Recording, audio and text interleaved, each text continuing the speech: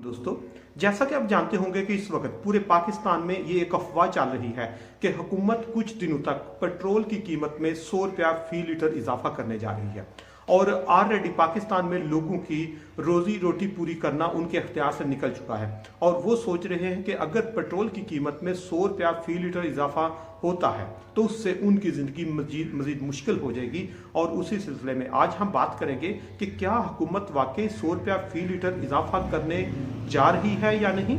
दूसरे नंबर पर अगर ये इजाफा करने जा रही है तो इसके बिहाइंड ऐसी कौन सी मजबूरियां हैं कि इनको 100 रुपये फी लीटर इजाफा करना पड़ रहा है। और तीसरे नंबर पर अगर पेट्रोल की कीमत में ये इजाफा होता है तो उससे पाकिस्तानी लोगों के साथ क्या होगा, पाकिस्तान की इकोनॉमी के साथ क्या होगा और ओवरऑल जो हमारी एक सोसाइटल वैल्यूज हैं, सोसाइटल हमारे इश्यूज जो हैं उनकी नेचर किस तरह बदलेगी। तो उसमें सबसे पहले नंबर पर यह बताता जाओ कि ये हकीकत है।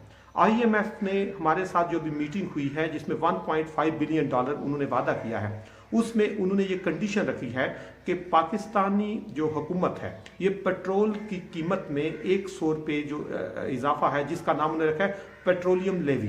पेट्रोलियम लेवी जो है ये ऑलरेडी हर बंदा 60 रुपये फी लीटर उसको फेस कर रहा है, पे कर रहा है। हर बंदा उसमें जो उसकी कीमत में शामिल ही नहीं है, वो ऑलरेडी एक टैक्स की किस्म है और हर पाकिस्तानी 1 लीटर पर 60 रुपये पहले ही दे रहा है। और अब आईएमएफ ने कहा है कि ये जो नंबर है 60 रुपये से 100 रुपया कर दिया जाए, जिससे पेट्रोल लेवी की मद में 40 रुपये जो है इजाफा वो अगले 1 महीने के अंदर अंदर हुकूमत करने जा रही है।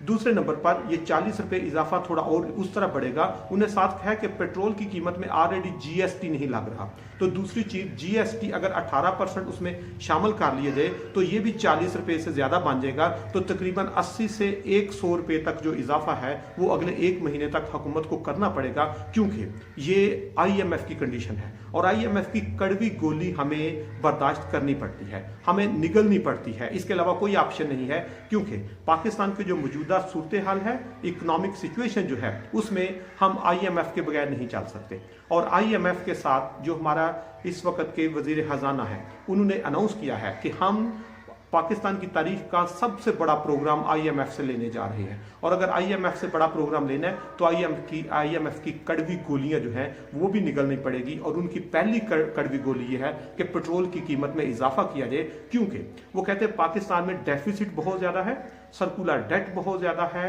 पाकिस्तान में लूप होल्स बहुत ज्यादा है और उन सारे अखराजात को पूरा करने के लिए वो कहते हैं उस चीज पर टैक्स लगाओ जिसमें हर बंदा टैक्स की वो उसके नेट में शामिल हो जाए। इसलिए जो पेट्रोल है ये हर बंदे की जरूरत होती है, वो चाहे डायरेक्ट हो या इनडायरेक्ट, वो हर जगह पे इस्तेमाल होता है। और जब इसका इस्तेमाल से क्या इम्पैक्ट होगा उस पर बात करने से पहले ये बताता जाऊं, जिस तरह के ये हकीकत है कि पेट्रोल की कीमत में इजाफा होने जा रहा है।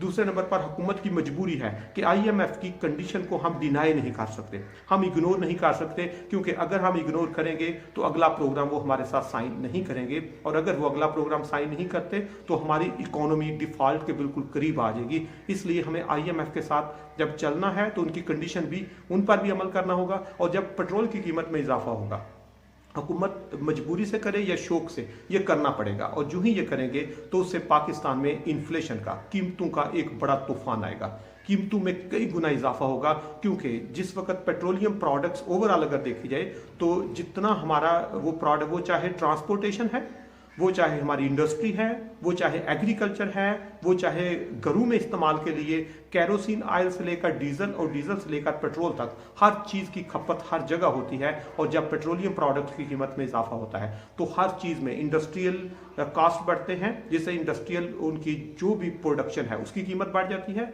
कम्युनिकेशन, ट्रांसपोर्टेशन जब बढ़ती है तो हर चीज पर डायरेक्ट उसका इम्पैक्ट होता है। इसके साथ पाकिस्तान में जितनी बिजली है वो भी पेट्रोल से बन रही है, तेल से बन रही है, जिससे बिजली की कीमतों में भी इजाफा होगा। और जिस वक्त इन सारी चीजों की कीमतों में इजाफा होगा तो महंगाई का एक नया तूफान आएगा। और इस नए तूफान से ऑलरेडी जो लोग महंगाई की चक्की में पिस रहे हैं उनकी जिंदगी मजीद मुश्किल होगी। इसलिए हुकूमत को अभी लोगों को एक अवेयरनेस देनी चाहिए, खुद स्टेप्स लेने चाहिए, जिसमें सबसे बड़ी चीज है ऑस्टेरिटी।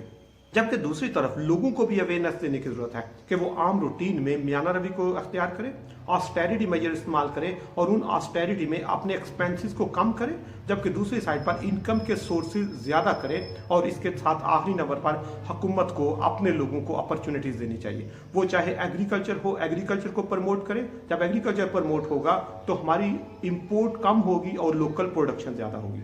इंडस्ट्री को फैसिलिटेट करने की जरूरत है ताकि प्रोडक्शन ज्यादा हो, लोगों को रोजगार मिले। यहाँ पर लोगों को जो टैक्स में रिबेट दिया जाए ताकि प्रोडक्शन ज्यादा हो, और अगर हुकूमत भी अपनी ऑस्टेरिटी स्टेप लेती है, लोगों को भी अवेयरनेस देती है, तो उससे इन्फ्लेशन को मैनेज किया जा सकता है। अदरवाइज मुश्किलात कम होने की बजाय हर अगले दिन बढ़ती जाएंगी और इसका सबसे बड़ा बोझ आवाम पर पड़ेगा। इसलिए ऑस्टेरिटी हुकूमत से लेकर आवाम तक सबको इसके लिए एक स्ट्रेटेजी अनाउंस करनी चाहिए, एक प्लान बनाना चाहिए ताकि हमारे लोगों की जो सर्वाइवल है वो पॉसिबल हो।